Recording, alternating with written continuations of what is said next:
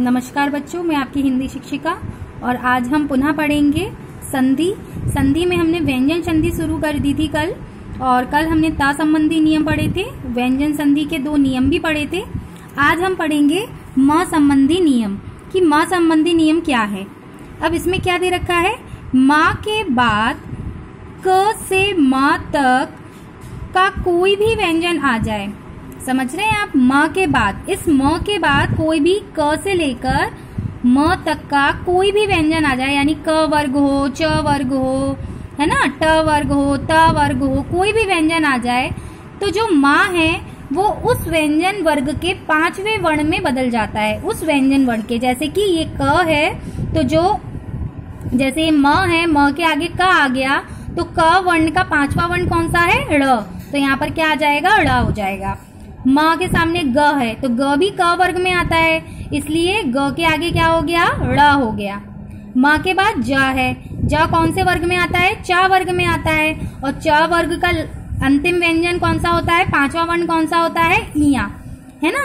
ऐसे चा है यहाँ पर तो इया। ता है तो ता व्यंजन है, त व्यंजन में ता वर्ग में सबसे 5वां वर्ण कौन सा होता है, न होता है, तो यहाँ पर क्या आ गया, न आ गया। धा है तो भी क्या आ गया, ना आ गया।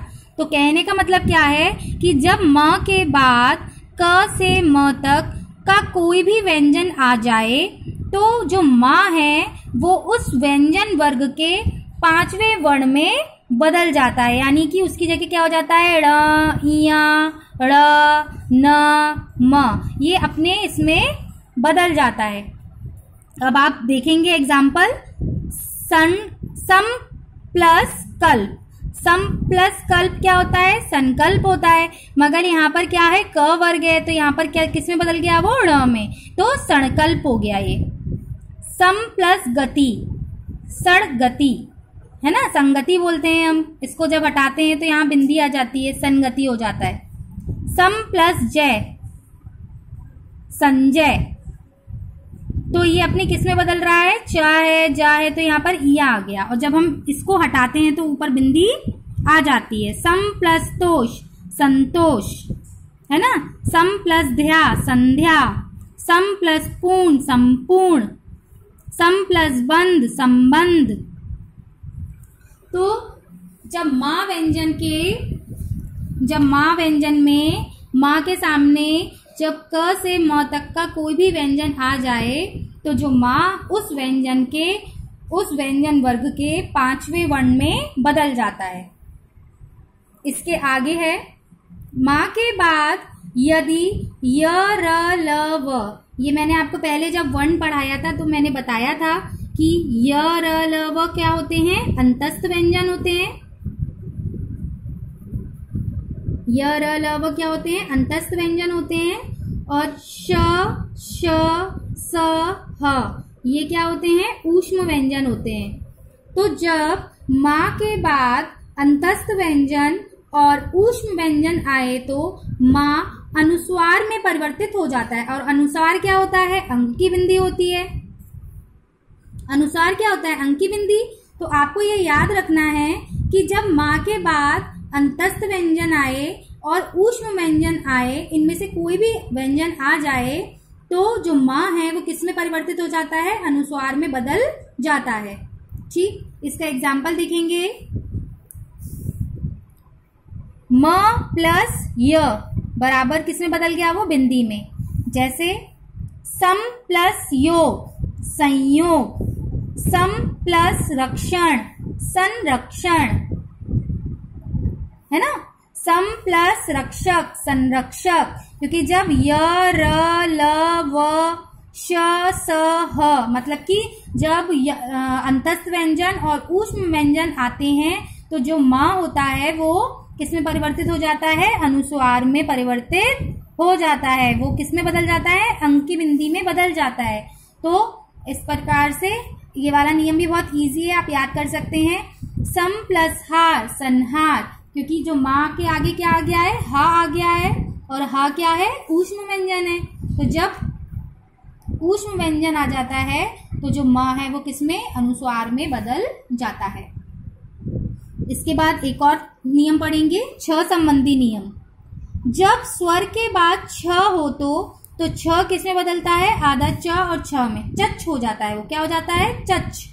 तो जैसे अ प्लस छ बराबर अचच, मतलब कि स्वर क्या होते हैं, अ आ ई उ है ना। तो जब स्वरों के बाद क्या आ जाए, छ आ जाए, तो जो छ है वो किसमें बदल जाता है, चच में बदल जाता है। कैसे बदल जाता है, जैसे स्व प्लस छन, तो स्व का स्वर, व का स्वर क्या है, अ, तो अ प्लस छ किसमें हो जाता है, चच। तो यहां पर क्या हो गया, स्वच्छंद हो गया, है ना। आ प्लस छादन बराबर आछादन, क्योंकि आ प्लस छ किसमें होता है, चच में बदलता है, इसलिए यहां पर क्या हो गया, आछादन। परि प्लस छेद, परिच्छेद, क्योंकि ई, छोटी ई प्लस छ, क्योंकि ये स्वर है, तो जब स्वर के आगे छ आता है तो जो छ है वो चच में बदल जाता है। वी प्लस छेद, विच्छेद। तरु प्लस छाया, तरु छाया। अनु प्लस छेद, अनुच्छेद। तो ये समझ में आया आपको छ संबंधी नियम, कि जब स्वर के बाद छा हो तो जो छा है वो चच में बदल जाता है। जब सा से पूर्व अ आ के अतिरिक्त, मतलब कि अ और आ को छोड़कर कोई अन्य स्वर हो तो सा का श हो जाता है। कौन सा बन जाता है वो, षटकोण हो जाता है, यानी सा अपने आप में किसमें बदलता है, षटकोण में बदल जाता है।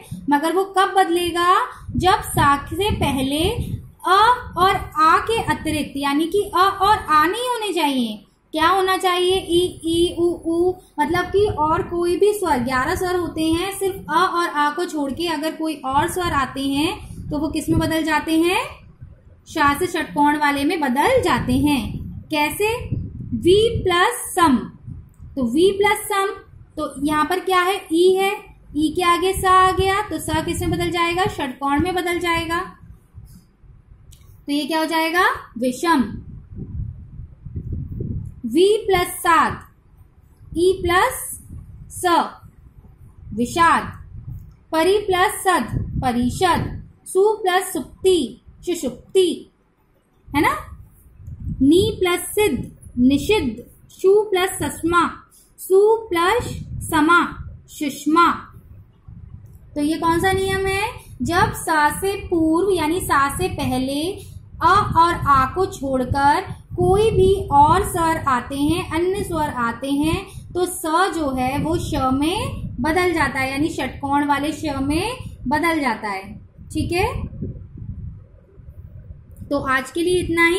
कल हम आपका आगे तीसरी संधि पढ़ेंगे, हम कल विसर्ग संधि पढ़ेंगे, तो आप इन सारे नियमों को अच्छे से याद करेंगे। आज मैंने आपको म संबंधी, छ संबंधी नियम बताए हैं, इनको अच्छे से याद रखेंगे। तो कल हम विसर्ग संधि शुरू करेंगे।